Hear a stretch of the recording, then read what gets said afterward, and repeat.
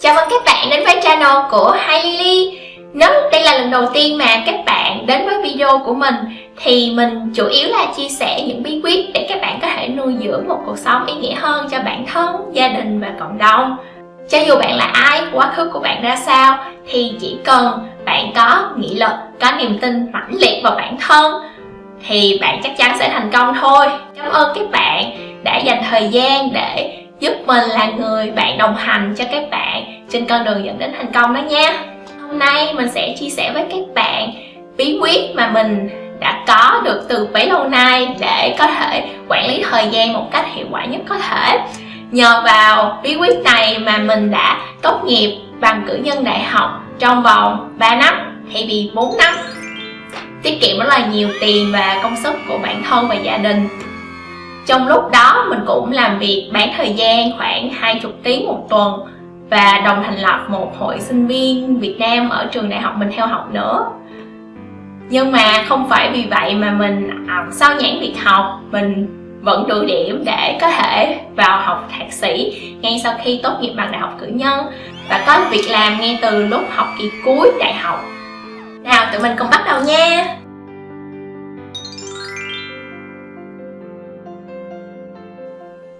Bước đầu tiên và luôn là bước quan trọng nhất mà các bạn sẽ thấy dần qua những video của mình, thì trước khi các bạn có thể quản lý thời gian một cách hiệu quả nhất thì các bạn cần xác định được mục tiêu của bản thân.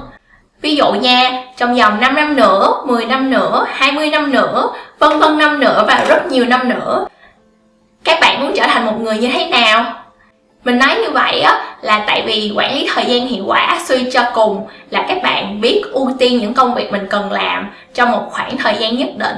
Tại vì một người luôn chỉ có 24 tiếng trong một ngày mà thôi. Cho nên xác định được mục tiêu cụ thể mỗi người các bạn muốn hướng đến trong 5 năm nữa, 10 năm nữa, 20 năm nữa rất là quan trọng trong việc các bạn có thể lên kế hoạch để quản lý thời gian. Quản lý thời gian hiệu quả cũng đòi hỏi các bạn một tính kỷ luật rất là cao. Cho nên trước khi các bạn có thể ngồi xuống lập được kế hoạch thì các bạn cần biết mỗi người mình hướng tới là như thế nào, mục tiêu trong tương lai của mình là như thế nào trước khi bắt đầu. Vậy nhé!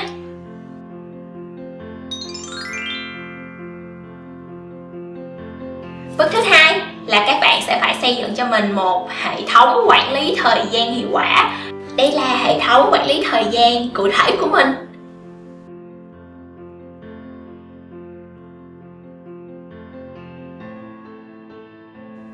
Nhưng mà lưu ý nhỏ nhỏ là các bạn không nên sử dụng hệ thống của mình, tại vì mình biết là mỗi bạn có một cách quản lý thời gian và một hệ thống nhất định mà sẽ hiệu quả hơn đối với bản thân các bạn so với những người xung quanh các bạn.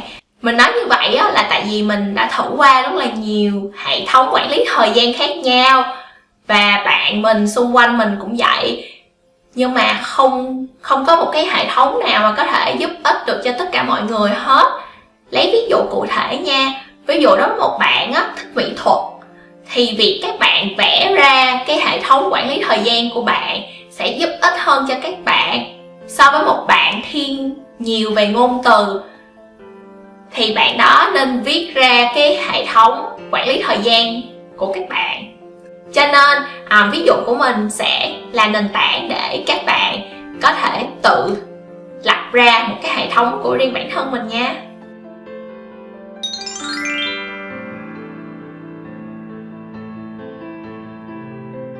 Bước thứ ba là các bạn cần phải lên kế hoạch cho ngày hôm sau vào tối ngày hôm trước. Ví dụ hôm nay ở bên mình là ngày thứ Năm thì buổi tối của ngày thứ Năm trước khi đi ngủ mình sẽ phải viết ra những điều mà mình cần phải làm trong ngày thứ Sáu là ngày mai. Lợi ích của việc này là thứ Sáu sáng tinh mơ bạn mới tỉnh dậy, bạn vệ sinh cá nhân, bạn leo lên bàn làm việc thì bạn đã có ngay một kế hoạch từ A đến Z cho các việc bạn cần phải xử lý trong ngày.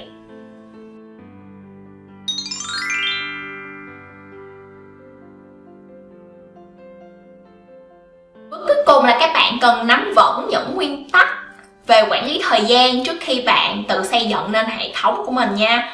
Nguyên tắc thứ nhất là một nguyên tắc sử dụng ma trận quản lý thời gian do vị tổng thống đời thứ 34 của Mỹ đã sáng lập ra.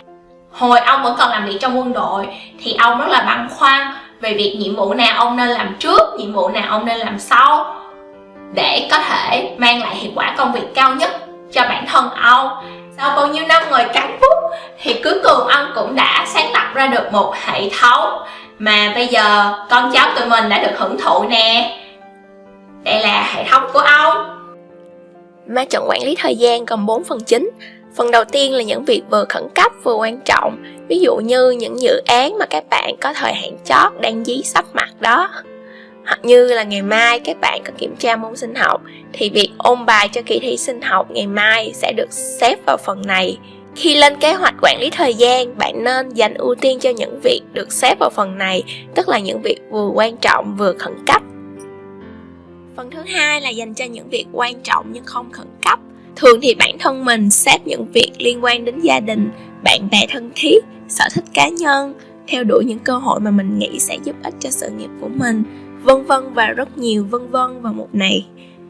Những việc được xếp vào mục này cần được dành ưu tiên tối đa. Chỉ sau mục đầu tiên mình vừa giới thiệu là một vừa khẩn cấp vừa quan trọng đó.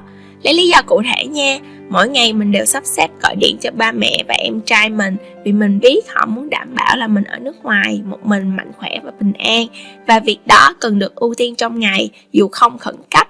Một ví dụ nữa, vì mình biết đọc sách là một liều thuốc bổ cho sự phát triển của bản thân mình nên mỗi ngày mình đều cố dành ra 30 phút mỗi ngày để đọc sách. Phần thứ ba đó là những việc khẩn cấp nhưng không quan trọng. Lưu ý với các bạn là phần này sẽ không cần được ưu tiên nhiều như hai phần mình vừa giới thiệu trước.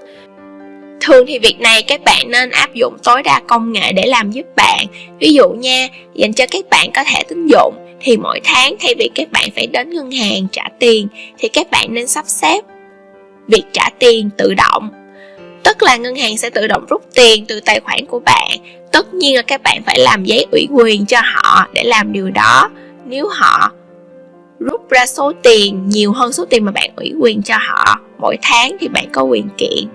Mình cũng sử dụng phương pháp tương tự cho tiền nhà và tiền điện mỗi tháng luôn để tiết kiệm thời gian và năng lượng làm những việc khác quan trọng hơn đối với cuộc đời của mình. Phần thứ tư đó là những việc không khẩn cấp và cũng không quan trọng. Thì nói thiệt nha, các bạn đừng làm gì hết cho những việc được sắp xếp trong mục này, tại vì nó không giúp ích được gì cho cuộc đời các bạn hết. Nguyên tắc thứ hai là nguyên tắc Net Time của Tony Robbins. Mình sẽ để link bên dưới để các bạn tìm hiểu nhiều hơn về nguyên tắc này. Nhưng mà nói gói gọn lại là các bạn cần phải biết cách phân bổ thời gian hợp lý và hiệu quả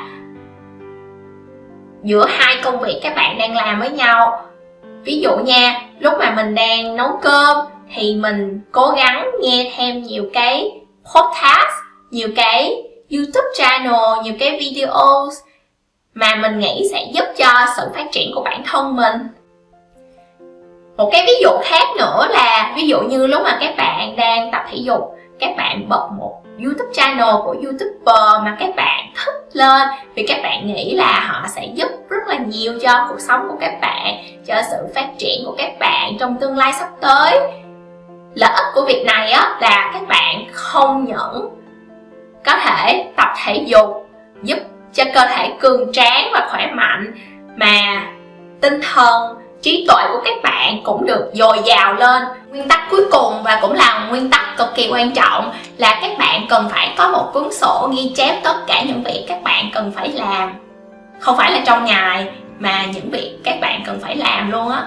Mình lấy ví dụ, các bạn đã có một ngày rất là bận rộn, lấp đầy với những việc các bạn đã làm trong ngày rồi. Nhưng mà đột nhiên có một khách hàng, họ nói là họ có một cái dự án mà họ nghĩ bạn sẽ thích. Và họ xin số email và điện thoại của bạn. Họ hỏi là họ có thể gặp bạn trong ngày hôm nay không để trao đổi nhiều hơn về cái dự án đó.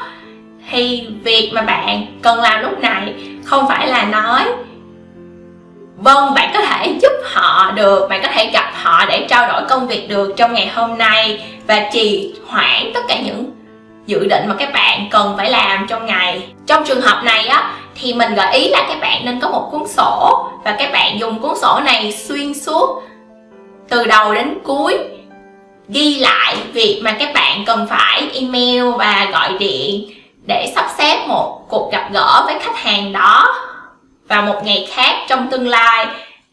Lợi ích của việc này á, thì trước khi các bạn có thể xây dựng kế hoạch làm việc cho ngày hôm sau, các bạn có thể dỡ cái cuốn sổ này ra và coi những việc mà các bạn cần phải làm và sắp xếp nó vào cái ma trận quản lý thời gian mà mình đã giới thiệu đó.